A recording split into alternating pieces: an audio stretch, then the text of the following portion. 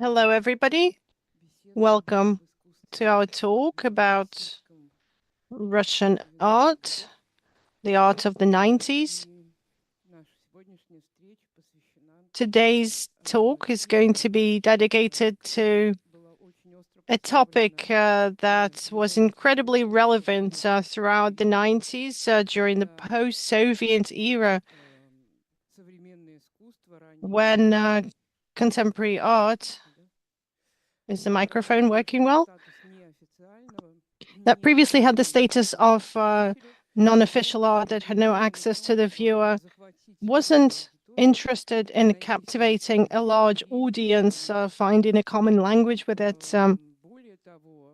Moreover, the situation itself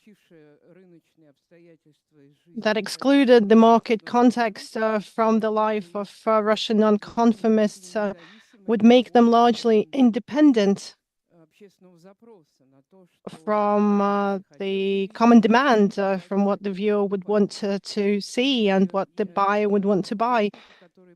The artists that came to the art scene in the 80s, the beginning of the 90s, have to deal with new challenges of the new economy, the status of contemporary art in a completely different context. Their careers evolve in a completely different setting, and this problem will be illustrated today with two phenomenal artists. It's the artistic community of Vladimir Dubossarsky and Alexander Vinogradov and Dmitry Gutov, one of those that looked into this topic meticulously, the topic of the new viewer, the new common order, looking into the past, the present, and the future. The first that I would like to talk about today, Alexander Vinogradov and Vladimir Dubossarsky. At the end of the 1980s, they graduate from an art institute, and as many other graduates of the Zurich University, they have to face a significant problem. It has to do with the fact that it's completely unclear in terms of what to do with the skills that they had been taught in an academic setting. How to use these acquired skills to become a part of the contemporary artistic scene that doesn't set any demands towards the artist when it comes to being skilled in drawing and painting. More often than not, it even negates such qualities as skill. The young graduates of the Zurich Institute, Vinogradov and Dubossarsky, during the first years of independent existence, are searching for their own ways in this challenging world of Soviet non-official art and contemporary Russian art. For instance, Vladimir Dubossarsky, in his works, his early works, made an attempt to experiment with not with large-scale copies of different objects and fragments of Soviet wallpaper that he would put to canvas. These are Soviet postcards with bouquets of roses made into large-scale canvases. He tried to attempt postmodernistic attitude to manipulate kids' photographs and even handkerchiefs that he would put to canvas with all of their patterns, demonstrating incredible skill of colorful painting, the style of painting that's incredibly colorful, incredibly meticulous in terms of the composition. But During those times, painting wasn't very much appreciated. It was a time for large-scale installations and conceptual projects and photographs and even new media. Painting at that time was struggling. Not many people wanted to exhibit it. And Dubossarsky, together with Vinogradov, were looking for their own path, looking for their identity in this new world, working together in a workshop of an children's art school in Lavrushinsky Street.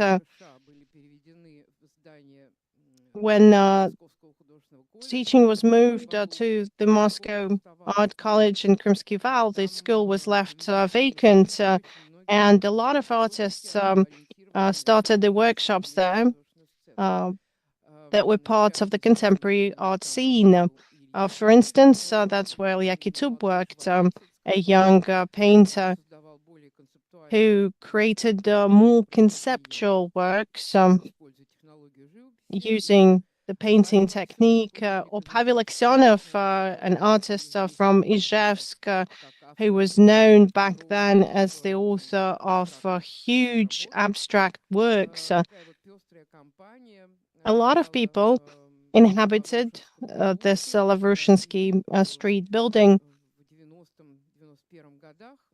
In 1990, 1991, this community and the community that was in Trikh that we're going to be talking about a bit later on, they started to form a friendship,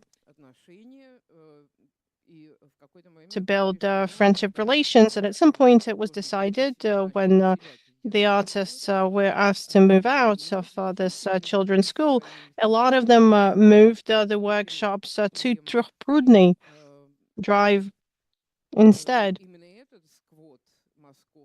And that's the Moscow squat that was known primarily by the fact that in the attic of this small mansion in the center of Moscow, the inhabitants of abandoned apartments set up a gallery that functioned very intensively. Every Thursday, they would open new exhibitions. And what was curious about this is that the goal of each of these exhibitions was to present the works of an artist that wasn't, something that wasn't really connected to the mainstream work. Dubossarsky and Vinogradov less so, mostly Dubossarsky was quite active at this platform. He held several actions, several exhibitions. He was the one who initiated an exhibition called The Entire Moscow. A regular set of viewers that would always go to Trikh exhibitions were surprised to learn that they were asked to move from the empty gallery space to a guide bus. As per Dubossarsky's concept, they would be driven around Moscow with a traditional guided tour, going to the Pushkin Square and Leninsky Hills and the circus by the university metro. The key tourist locations, building on the idea of the artistic community as central for the beginning of the 90s, the gallery of Trikh thanks to Dubossarsky, covered another aspect of communal, and the tour around Moscow turned into an overall party that lasted the entire night, with walks down snowy streets and very interesting conversations that came with it. There was no painting involved, and Dubossarsky, working together with the Trikh Gallery, through this classical self-organization that he was part of, he was able to discover new possibilities that had to do with conceptualizing an artistic gesture. He realizes that through appropriation and scaling, uh, he can't achieve what he was looking for. Dubossarsky and Vinogradov start working together. Very soon after the closure of the Trukh Gallery, they create a joint work of art that you can now see. And it's a work called Picasso in Moscow.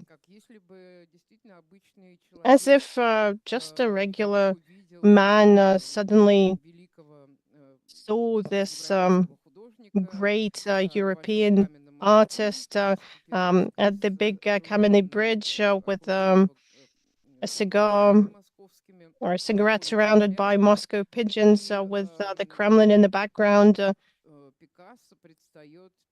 Picasso is seen as a phantom in the contemporary post-Soviet city.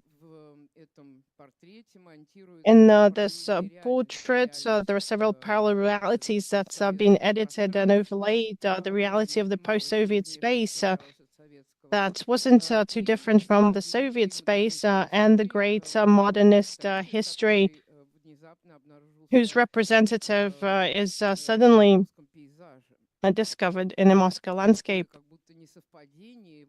This juxtaposition and his seemingly resemblance to a regular Moscow inhabitant would really draw attention. It's a very skillful painting, a very big one. This became the first in a series of works that the artist started to work on in 1994. In 1995, they exhibited it at the L Gallery in Oktyabrskaya Street. Commission painting was the project that they collaborated on towards the mid-90s. It became apparent that the inert nature of the perestroika energy was starting to get entangled with the material challenges that the artists were dealing with at the time. It became more and more expensive to organize exhibitions. The market was practically dead. The lease would become more expensive. Spaces that were previously almost free, as the creators of exhibitions at Trukh would remember that they didn't have to pay anything for rent. And in the memories, they talked about the fact that an exhibition would usually cost them from $50 to $100. And the works weren't costly to create, and projects weren't costly to implement. On top of that, if they had $100, they could afford a lot. In Moscow at the time, by 1995, the situation gradually and tragically changes, and it becomes apparent that without developing the economics of contemporary Russian art, it would seriously struggle. It would struggle to survive and not to mention reach out to public venues. The commissioned painting concept came about through reflecting on who could be the instance, the organization that would appreciate painters' skills. Paintings are created on commission, allegedly, by various social organizations and institutions came about. And this was a work created for a tourist agency, inviting foreign guests onto a voyage around snowy Russia. It would be exhibited in the head office of the tourist agency, decorating the entrance wall. A man riding a troika shooting a crowd of wolves and a black-winged monster chasing him. This is the universal evil. Adventures in post-Soviet Russia were guaranteed. Nobody would be surprised if a tourist agency was actually decorated with something of the kind. Another work would be exhibited in the CEO's office of a steelmaking plant or the office of a shareholder of an ex-Soviet industrial giant. The workers, steelmakers here are depicted as fighting this fiery steel monster coming from a furnace, taking lives. But these brave fighters are victorious over the fire, and they are able to chain it.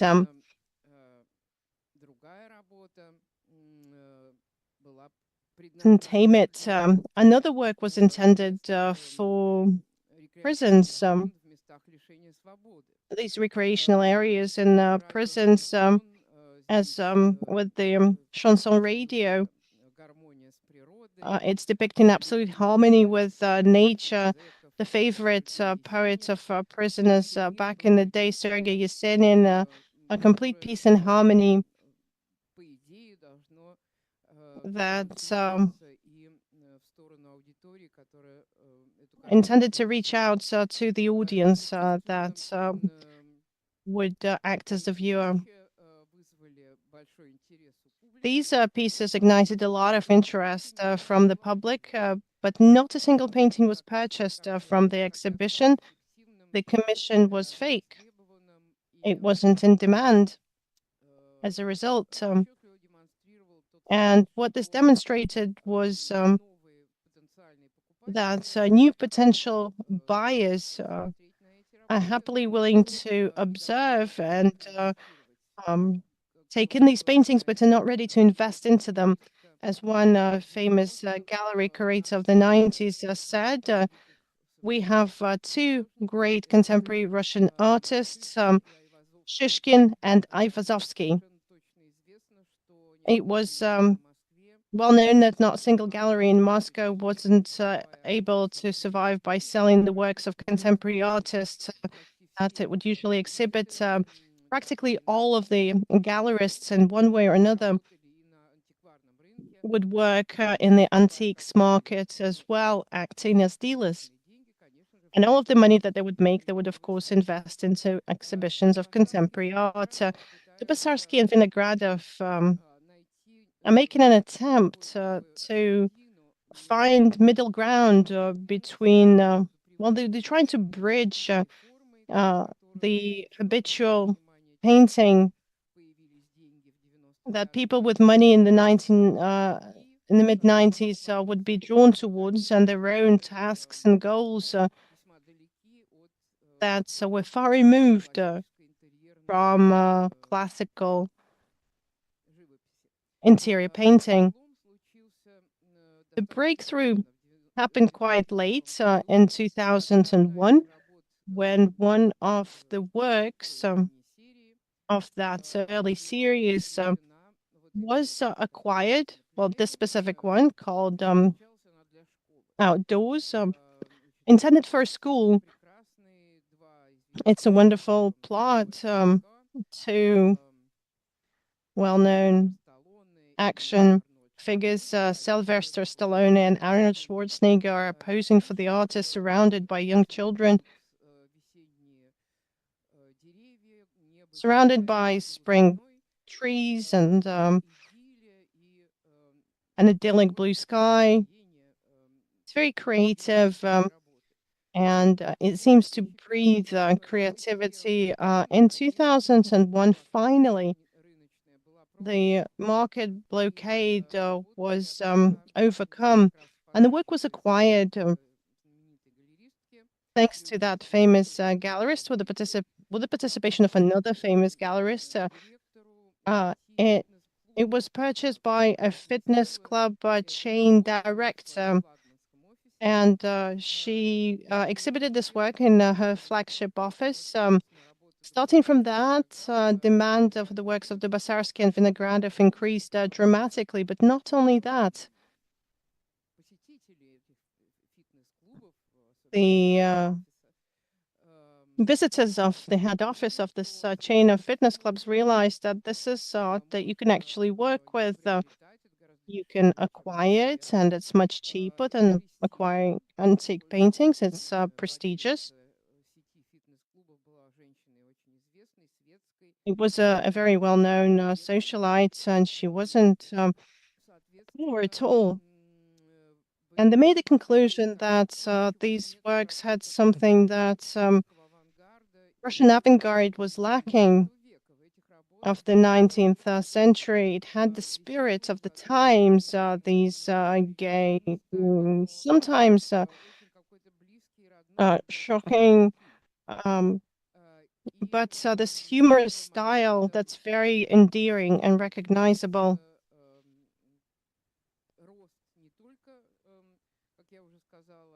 And this results in a growing market for the works of Dubossarsky and Vinogradov.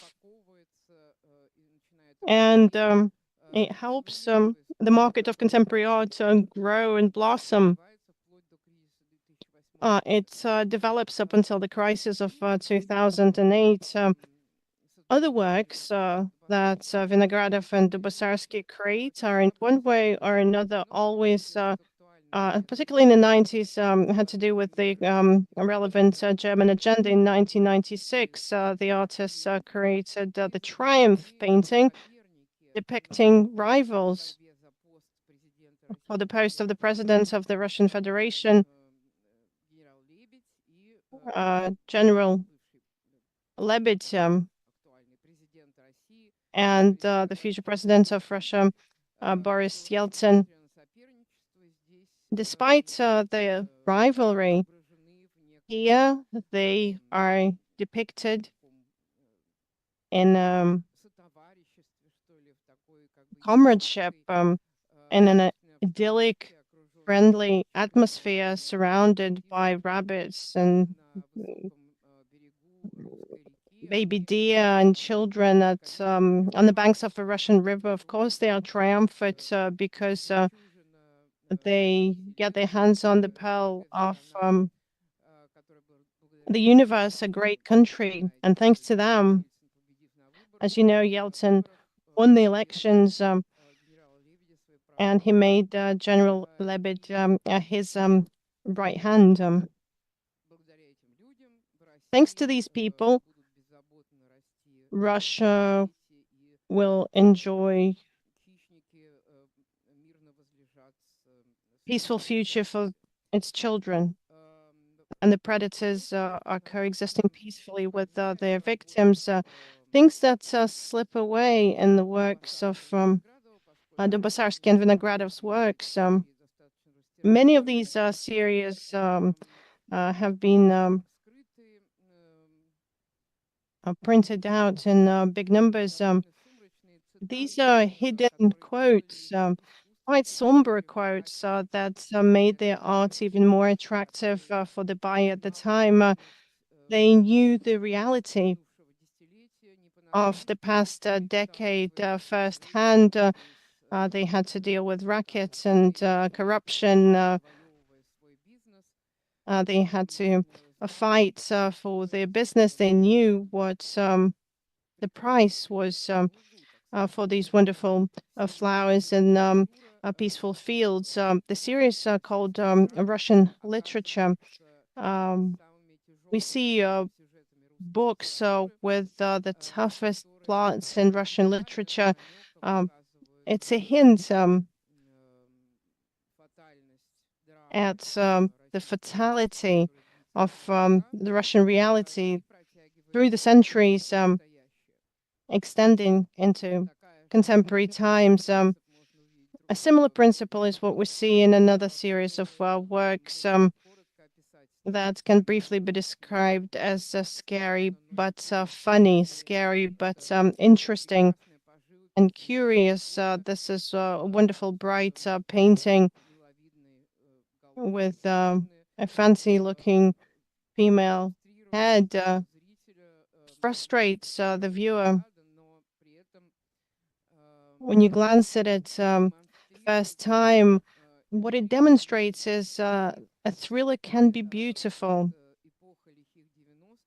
and this era of the troubled 90s demonstrated the complexity and inavailability of this um, parallel between life and death, beauty and ugliness. Those that were queuing to see these paintings, to buy the new works of these artists, appreciated just that. It was a peak of their careers. Their works would be sold off at huge prices at international auctions, hundreds of thousands of pounds. It was the record, I think. But in a nouveau riche mansion, a work like this would really stand out. This is a bare tree with "I love Cavalli" on it and then a bright parrot on the branches. You could give this painting to the wife of your friend or enjoy it yourself. But not just the parrots and the cavalli, but this intense, seemingly traditional painting. Although, as you can understand, what was behind this painting is a big message, an intellectual speculation, trying to render Russia exotic was intensified in a number of works. For instance, Warhol in Moscow, the portrait against the backdrop of the Christ the Savior Cathedral, the pop art genius is surrounded by exotic animals that are walking around the center of the capital, tamed by that point late king of contemporary art. In this work, the key plot is this juxtaposition of the patriarchal Russia and the contemporary Western art that is able to tame the viewer as Warhol was able to tame the predator standing by his feet. Another work existing in several copies, it was so popular and in demand, the Bold Barbie. It was definitely a hit. It was exhibited at multiple exhibitions of contemporary Russian art. The theme here is to emphasize the dual nature of the art and world of Dubossarsky and Vinogradov. It's absurd but beautiful at the same time. It's a wonderful doll that's lost. It's wonderful blonde hair. What happened to it? Was it broken or was it sick? Or was it thrown into the garbage or was it in an epicenter of a nuclear explosion? We don't know, but something happened. At the same time, we can see that her face is radiant and happy with the big eyes, and it's still radiating optimism and hope for the future. This is a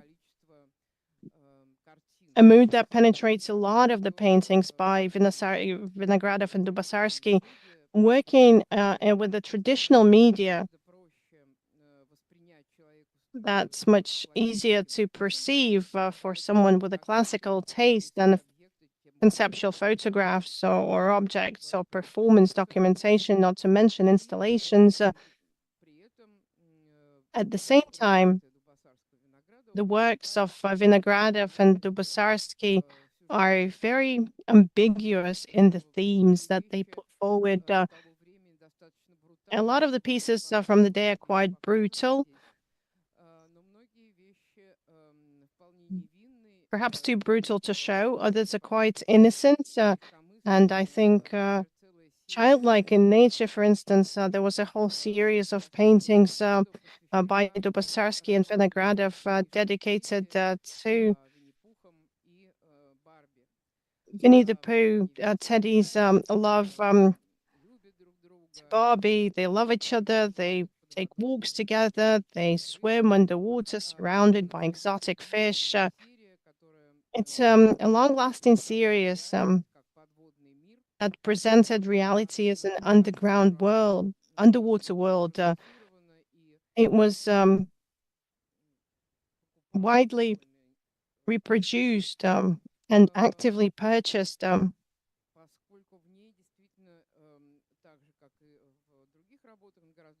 just as their other works, in a more gentle fashion. They depicted the same mood, as childlike optimism and a drop of absurdity that doesn't let the viewer relax. They were very innocent works, very bright, decorative works, such as the lemons in bright blue water. Just as the bold Barbie, they would be a great decoration for a mansion living room or the interior of a fashionable office. Another series called The Underground World. It's a series that's opened the Nizhny branch of the Center of Contemporary Art. It was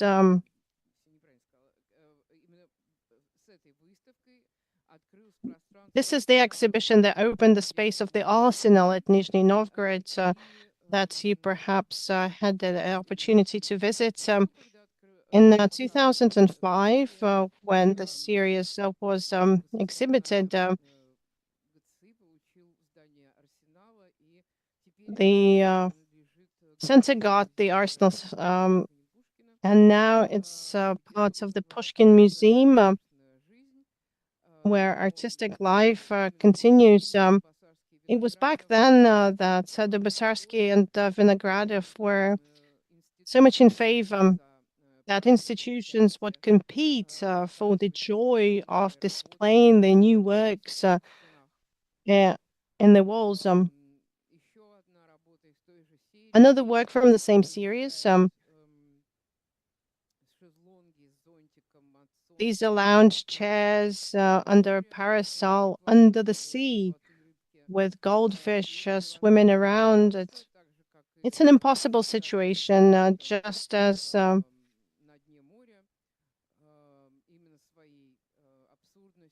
it's the absurdity and the impossibility of this situation that attracts attention, captures the eye, given one the opportunity to enjoy the colorful nature of this harmonious composition and this mood of a holiday happiness. Vinogradov and Dubossarsky finally got to a point where they would receive many commissions. A lot of the things that they created back then come about as a response to a social demand. These are topics that were highly relevant. Very often, these are the same qualities that we see throughout the 90s, a combination of beauty and clumsiness and absurdity and exquisite and ugly. In the center, you should always have a beautiful girl in the center, whatever she might be doing, kissing Mickey Mouse or posing naked by the window. In 2007, they received a commission from the Tretyakov Gallery to create a huge polyptych, the Seasons of Russian Art. As part of this work, they create a panel using classical themes from the collection of the National Gallery. In this case, we see summer. In the same space, we can see Marc Chagall's loved ones. We can see Deneka's girl on the bicycle. We can see Brulov's lady on the black horse and the red horse separating Dubossarsky from the wonderful Malevich landscape. Plastov, Basnitsov, Samochvalov, you'll find all of them here. And this is our Russian art. And one painting that Dubossarsky and Vinogradov took the risk of bringing together in a single piece, showing the skill of working with postmodernist citations and interventions into contemporary culture, and at the same time, a very skillful painting technique that helped them create high quality paintings in a situation where painting wasn't too much in demand as a technique, particularly in the Russian artistic scene. A classical work created on commission above the Kremlin, over the Kremlin from 2008. Natalia Vadanova here, the famous Russian supermodel, is looking over the Kremlin with her wonderful, radiant blue eyes. She's leaning over Moscow as the great Russian spirit, contemplating this reality that is not commensurate to her greatness, a wonderful woman. The micro world of the contemporary capital is something that she sees as a lit up space before her eyes. As you can see from this work, we can see how the artists evolve towards the end of the 2000s. They still have a lot from the past, risky authors that would combine the uncombinable, but at the same time, they become way more glamorous. The style and the theme becomes more glamorous and meticulous. The gas station queen, this wonderful veiled woman, mixed in with Edward Hopper's painting fragments depicting the gas station.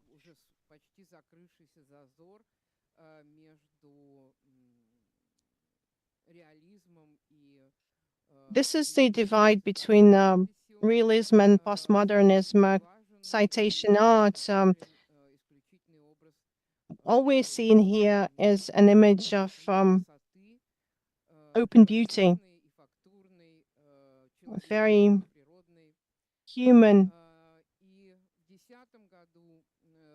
In 2010, they come up against a crisis. This pair of artists has to deal with a crisis of whether they're looking for a way out of this trap of social commissions and static commissions.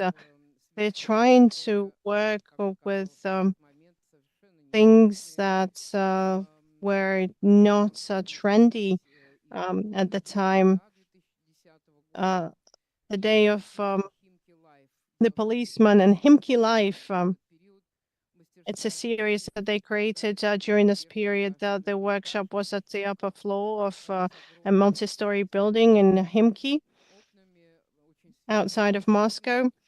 A very big room with big windows. The space that they work at is surrounded by huge traffic jams, poverty,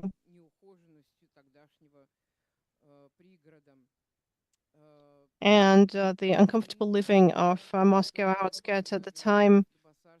Despite the fact that Vinogradov and Dubossarsky are trying to find a way out of this crisis, they're not very successful in this undertaking.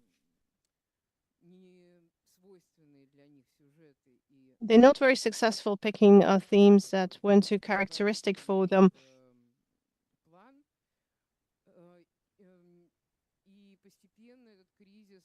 Gradually, this crisis grows into alienation. This work is definitely done for the anniversary of the great victory for the 9th of May 2000. And now these are veterans dancing, chatting against the backdrop of wonderful mountain and sea landscapes. This is wonderful flowers, beautiful elderly faces, preserved here as the true value of Russian history and contemporary times. Continuing with their attempts to evolve, the artists come to the conclusion that their co-authorship is something that's hindering their growth. And at the beginning of 2010s, the group falls apart. Alexander Vinogradov continues to work in a very classical style, a post-impressionist, creating French vineyard landscapes and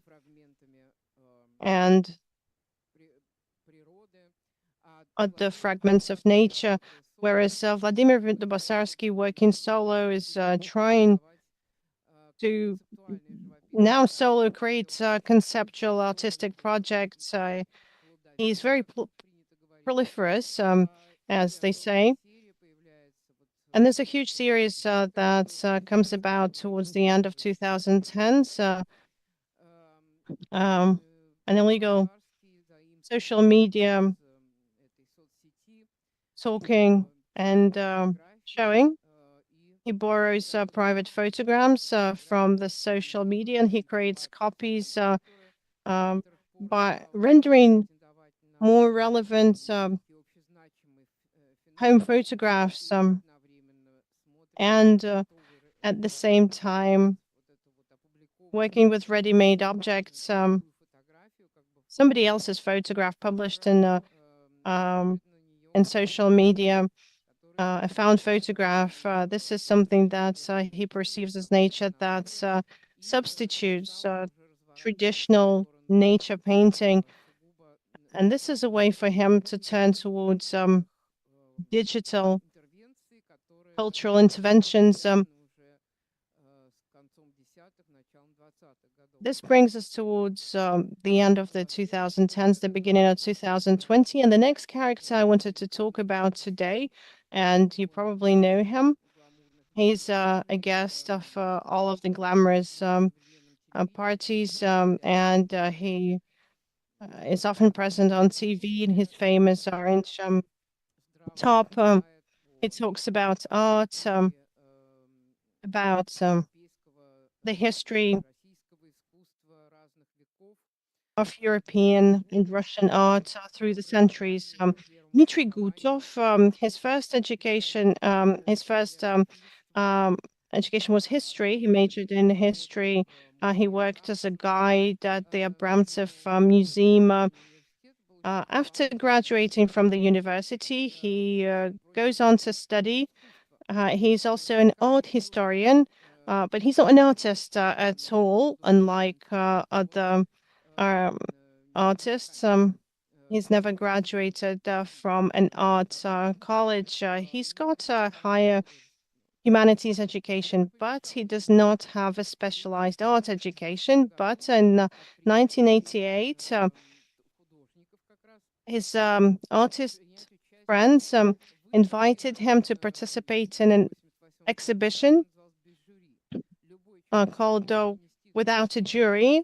Anybody could contribute their work for the exhibition and make it part of a big project, bringing together main participants of the Russian artistic scene of the time. Gutov, understanding how easily contemporary artworks are organized, easily comes up with this work. He takes a cabinet door that was from his parents' home, and he had a very characteristic thought time pattern. Art to the Masses. This is the name of the exhibition from 1961 that marked this radical switch in the aesthetics of design from heavy interiors of the Stalinist era to the lighter, more exquisite pieces of furniture and everyday life created during the Khrushchev thaw. This cabinet door is supplemented with a glass from the same era in the style of the 60s, and the verticals and the horizontals of the object seemingly tell us about the time, trying to prove their authenticity, that they came from an era of hope and unbearable happiness that's replaced the terror and horror of the Stalinist repressions. Gutov remembered in one of his texts that looking at this drawing of this cabinet door from his childhood, he would imagine that these are the white trails left by an airplane, these cosmic routes, something that has to do with travel, something that has to do with flight, something that has to do with elevated categories that were made relevant during the period of the 1960s, the beginning of the 1960s. This subject largely created the foundation for the works that Gutov is going to later on present to the wider audiences that would always have this lightness, always referencing a certain time, this flight, this lightweight feeling. In 1991, having already become rooted in the contemporary Russian art scene, Gutov starts to create larger scale installation works. For instance, at an exhibition that was curated by Viktor Mizyanov in 1991. It's an exhibition that took place at the Kuskova Park. It was called Aesthetic Experiments. Gutov creates several objects for the exhibition that, in one way or another, had to do with the favorite Thaw era movies. The titles of these paintings and certain installation elements would indicate a romantic perception and the ecstatic spirit of the film at the time. There is a huge fishing net over a pond called the Human Amphibian, and there was a famous Soviet movie of the same name about the wonderful feat of the uh, manfish. In the same park, under the trees, there would be a hammock, just a regular hammock. To get to the hammock, you had to climb the tree, one of the trees. There was a very fragile rope ladder, and the slightness referencing the mood of the thaw period. Just as Gutov, who was a kid during that decade, we know this only from what our parents told us, or from films as well. We mostly hear that what made that time stand out against other periods of Soviet history was this euphoric sense of freedom, these optimistic expectations towards the future, and possible challenges that were easily overcome if one worked hard and happily. Gutov dedicates a lot of his works to these times. Um, this installation, Shuttlecock's, was created by a project that was curated by Oleg Kulik, who was the curator of the Regina Gallery at the time at the territory of a pioneer camp named after Gagarin. The exhibition was called About Transparent Things. It was held in 1992. One of the concepts of the exhibition was not just to showcase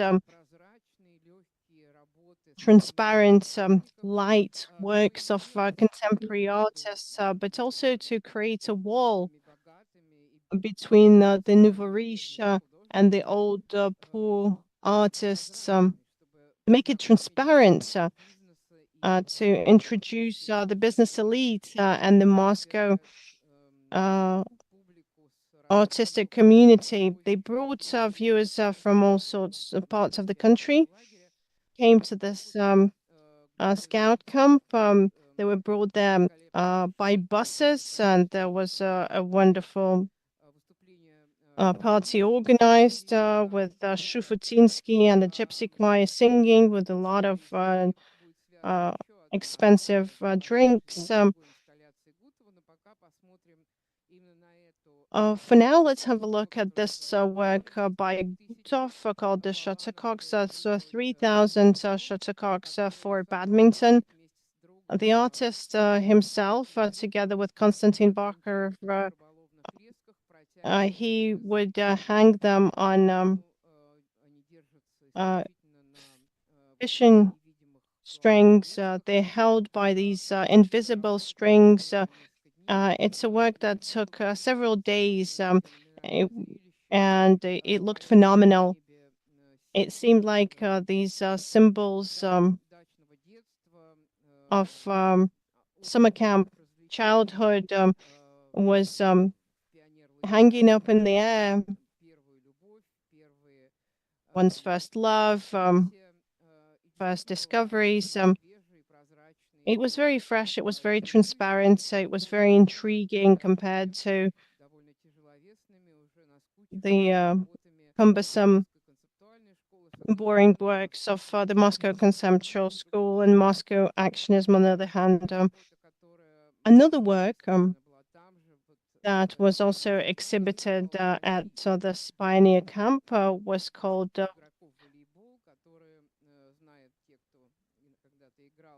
Hit It into the Ground, Slam It. It's a volleyball net hanging between the trees, and there is a volleyball ball hanging on an invisible string that somebody forgot to hit. Gutov said that for him, this work as the shuttlecocks had to do with the feeling of this fleeting era.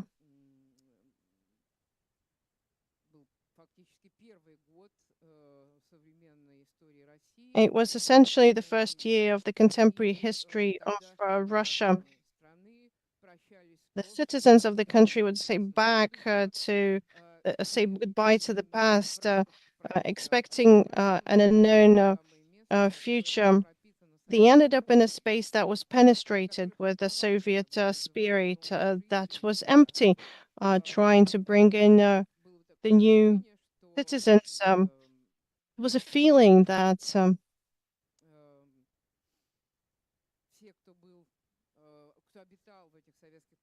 the ones that inhabited these Soviet spaces suddenly disappeared and left, leaving behind these shuttlecocks stuck in the air and this volleyball ball hanging over the net. Gutov also wrote that the Slamit slogan resonated with an event that was the final one in the exhibition. The raging audience couldn't bear this proximity to the bohemian artistic community of Moscow, and the young businessman's bodyguard beat up some artists just because they were irritated by them. So Slam It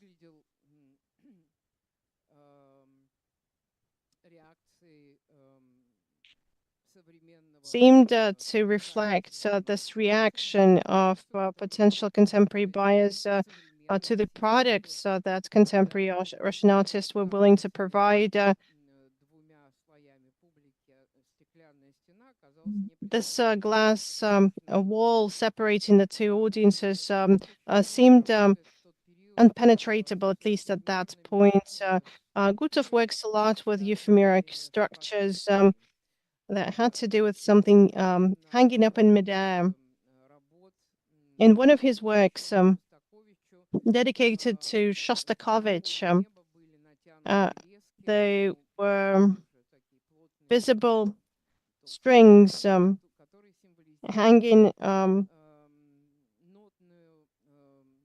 from the ceiling, symbolizing the notes, the scores. But instead of the notes, what you would see was bullets, of course, empty bullets.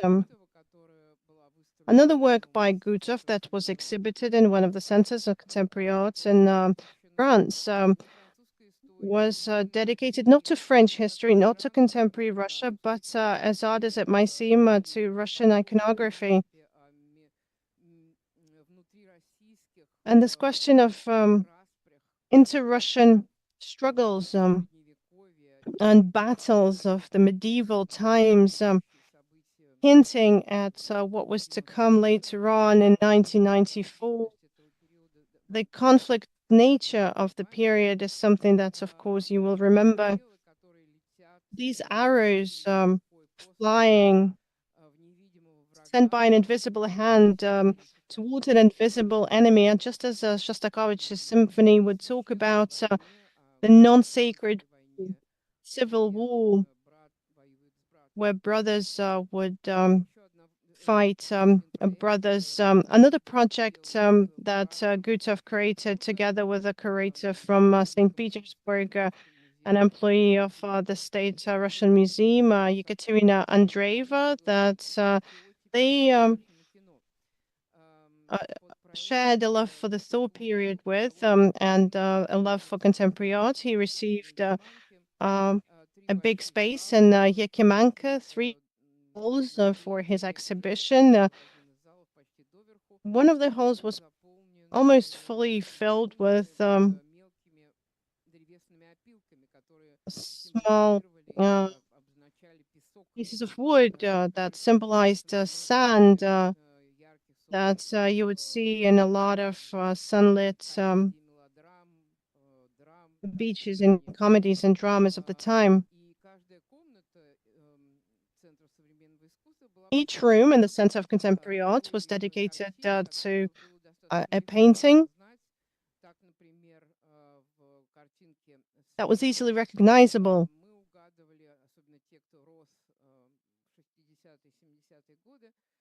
On the left, if you were growing up in the 60s and 70s, you would recognize this quote to the last inch, the last fragment of the film without music.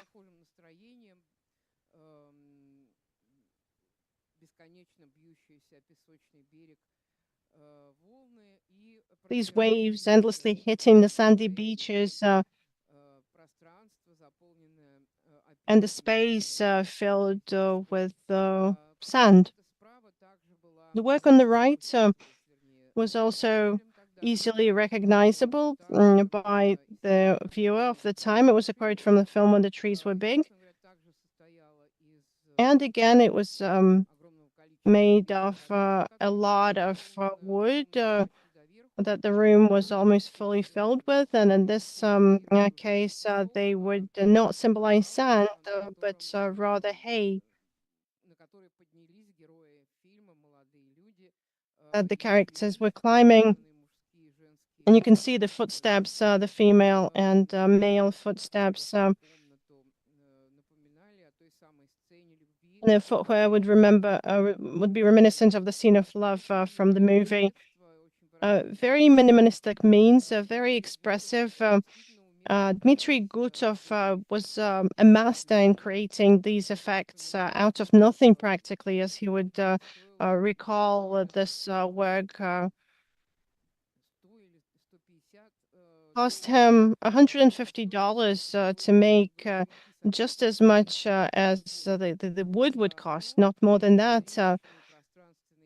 But they were very visual, very spatially effective for Gutov. It was these plastic solutions that were key. His next installation that he created together with Tatiana Hensler, a young Moscow artist, was again created based on a prototype of Art to the Masses from 1988 with this little planks of wood.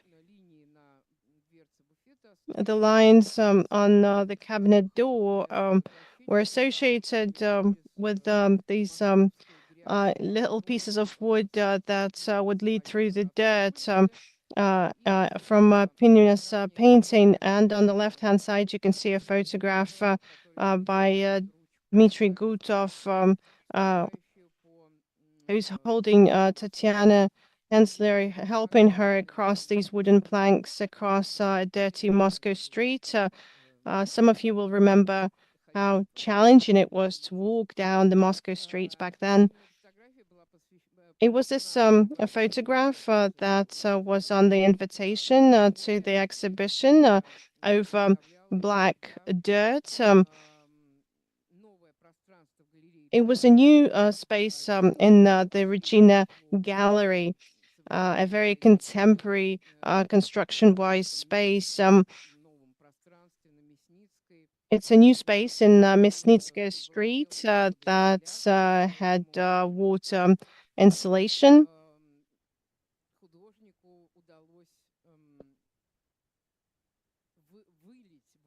The artist was able to pour 15 tons of liquid dirt onto the floor.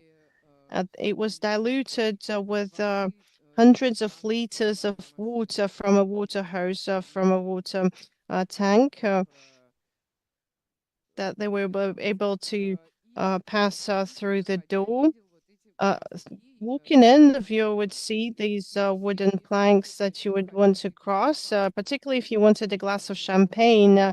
On the opposite side of the hall was where there was a ladder to the second floor that they would usually offer champagne on.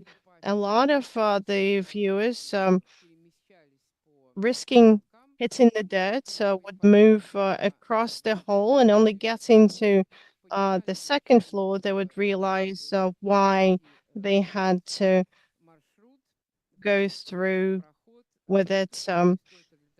Not just to have a glass of champagne, but to again see that Gutov is again making an attempt to reference an era where dirt and fragility were interconnected, not thanks to the just thanks to the Khrushchev new builds, but the uh, blossoming distant movements and the dramatic page in the history of the Soviet Union during the thaw when Soviet troops entered Prague. The duality of this era but its light spirit at the same time, its light nature is something that we see in this work by Gutov as well.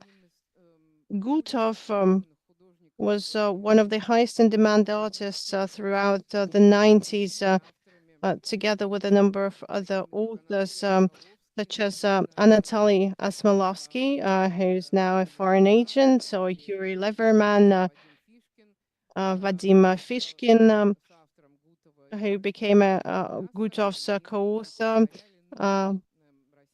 They were the new Russian artistic force that would not only be able to take on intellectual challenges and create works of contemporary art at the level of the then standards in contemporary art,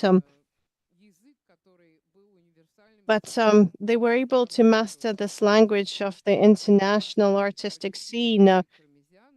Thanks to Vladimir Mizyan's support, a lot of them were able to build an international career. Osmolovsky, Gutov, in the project from 1995, Gutov, together with his co-authors and Victor Miziano, an art curator,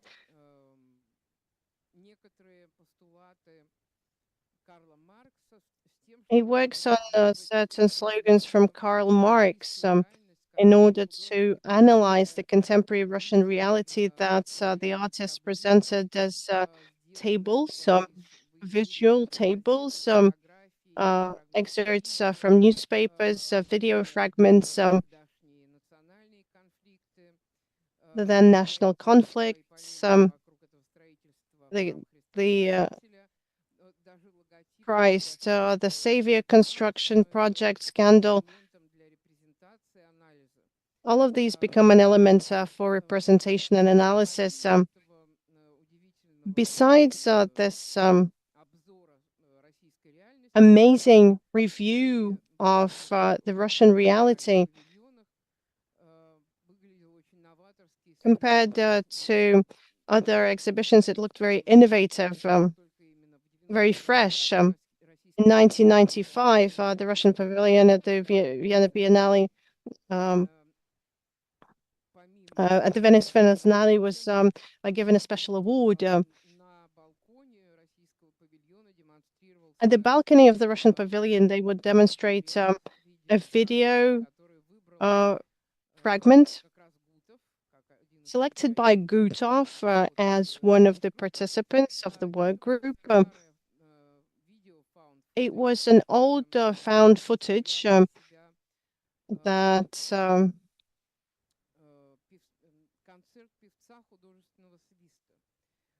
was a concert of an artistic whistler.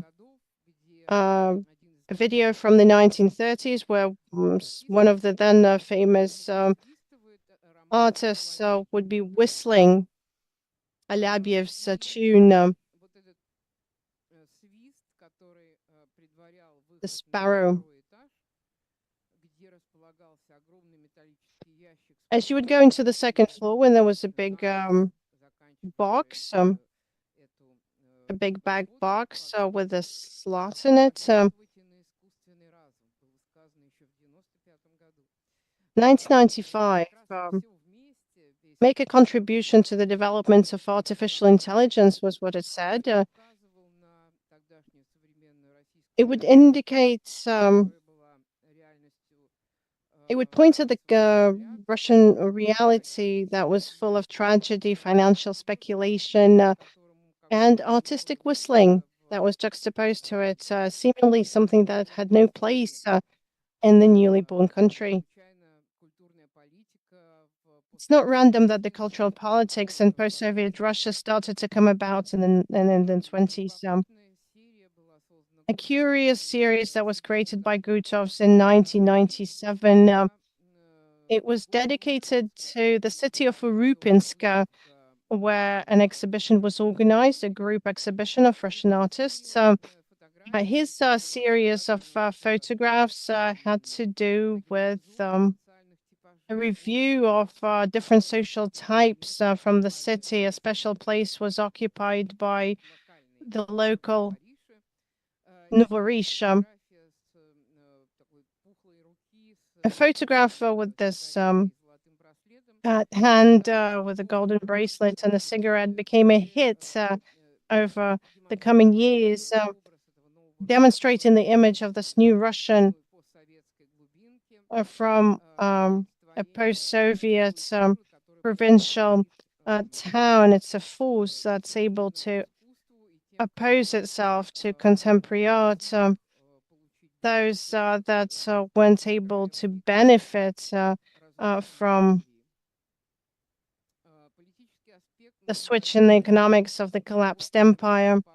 A similar theme we can follow in this work, Mother, Father, and Television. It's a photo print that was the concluding print in one of the Moscow galleries. The mother and the father of Dmitry Gutov, photographed in the American Gothic styles and in a Russian setting.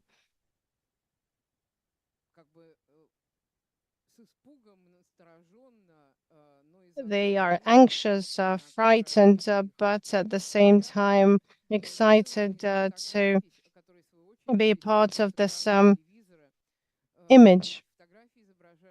Similar to photographs of the TV screen with contemporary media celebrities made randomly. They would capture the mimic of these characters. They would be closing the eyes, they would be opening the mouth, they would have an unnatural laughter. Photographs on TV were of such bad quality. Practically all of these prints were pixelated to the extreme. For Gutov meeting his elderly people and juxtapose them to the contemporary Russian reality, it's like they are falling apart into pixels. It's this meeting between reality and its victims that came about in the context of the collapsed Soviet Union, the new media against traditional values of the Soviet times. I guess I won't be able to tell you everything about Dmitry Gutov today, but I'm going to try to wrap up our meeting today with this work. It was a work that was inspired by Fyodor Vasiliev's landscape, the famous landscape artists of the 19th century, called the Thaw. Spring is coming, but it's still cold.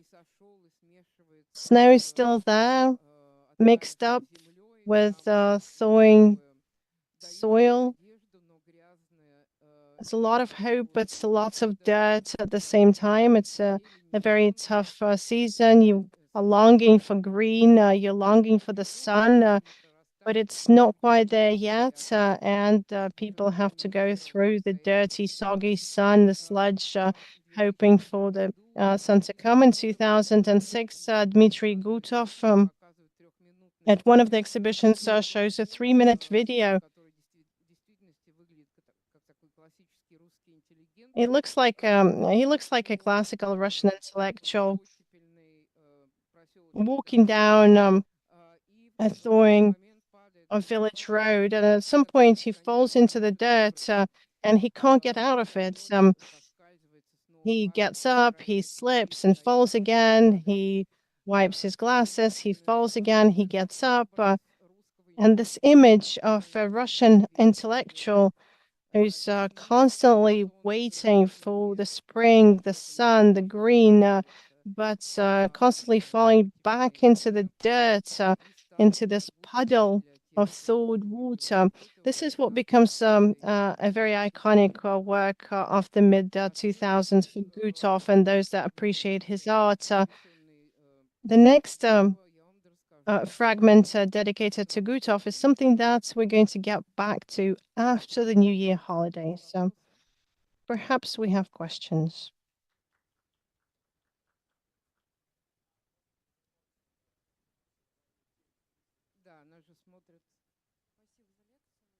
Thank you so much for the lecture. I've always asked this question about Vinogradov and Dubossarsky. How did they create their works? It's a non-standard duo. In performance, we often see teams of artists, but it's not often seen in painting. I thought I did hint at it. It's performance art nonetheless. It's not quite art per se. It's art that is mimicking painting. These are conceptual projects in their essence. It doesn't matter who came up with the idea and who colored it in. It didn't have to be either of them. They could have invited students to get the job done.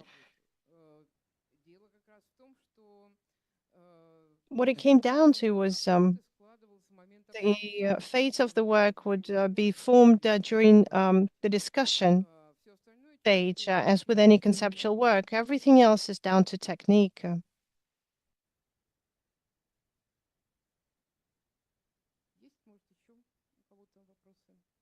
Perhaps we have more questions.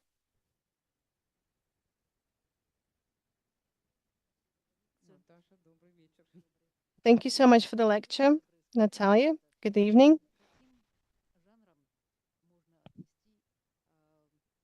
What genre would you say Dmitry Gutov's early works were? A genre, an art, a genre of contemporary art. The genre structure of contemporary art is very problematic. You mean technique-wise? Okay, let's try to tackle it from this aspect. He began with making installations and objects. Later on, he went into paintings, and then he went into photography and video. So he practically went through the entire range of techniques that a contemporary artist currently has. Could his work be classified as conceptual art? And so, in my opinion, contemporary art, particularly in our country, in one way or another, inherits from the conceptualism that, in our local case, didn't become a small style in a sequence of stylistic changes of the decades. This conceptualism within the Moscow Conceptual School, they were able to formulate a new type of art called contemporary art, and everybody who comes after, in one way or another, involuntarily builds on the tradition. Even if you're opposed to the tradition, like Dubossarsky and Vinogradov, as part of their truth-trapurny activity, they criticized the Moscow Conceptual School, but the methodology of conceptualism is something that they would rely on. So Dmitry reflects a lot on his art. So what does he say? How does he rank what he was doing at the early stage in his career? Honestly speaking, I haven't come across his reflection on his early works, except the fact that he's always highlighted his interest towards this period in the Soviet history and to the Marxist theory and critical methodology that he uses. Looking at contemporary reality, these are the two motives that are founding for him, whatever he does.